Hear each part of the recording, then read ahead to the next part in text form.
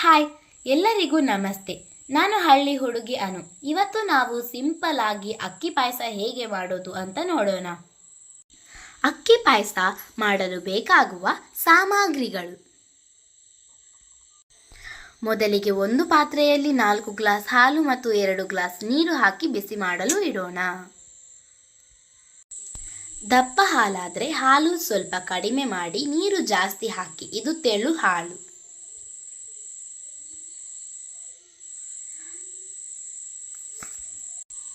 ಹಾಲು ಬಿಸಿ ಆಗ್ತಾ ಇರಲಿ. ಈಗ ಒಂದು ಸಣ್ಣ ಬೌಲ್ನಷ್ಟು ಅಕ್ಕಿಯನ್ನು ತೆಗೆದುಕೊಂಡು ಚೆನ್ನಾಗಿ ತೊಳೆಯಬೇಕು. ಹಾಲು ಬಿಸಿಯಾದ ನಂತರ ತೊಳೆದ ಅಕ್ಕಿಯನ್ನು ಹಾಲಿಗೆ ಹಾಕೋಣ. ಅಕ್ಕಿ ಹಾಕಿದ ನಂತರ ಆಗಾಗ ಕೈಯಾಡಿಸಬೇಕು, ಇಲ್ಲದಿದ್ದರೆ ತಳ ಹಿಡಿಯುತ್ತದೆ. ಅಕ್ಕಿ ಬೆಂದ ನಂತರ 1 ಬೌಲ್ನಷ್ಟು ಸಕ್ಕರೆಯನ್ನು ಹಾಕೋಣ. ಈಗ 1 ಚಿಟಿಕೆಯಷ್ಟು ಉಪ್ಪು ಸೇರಿಸೋಣ.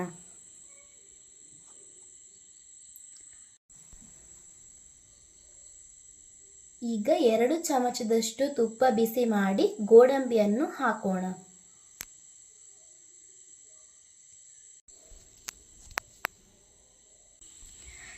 ನಂತರ ದ್ರಾಕ್ಷಿಯನ್ನು ಹಾಕಿ ಫ್ರೈ ಮಾಡೋಣ.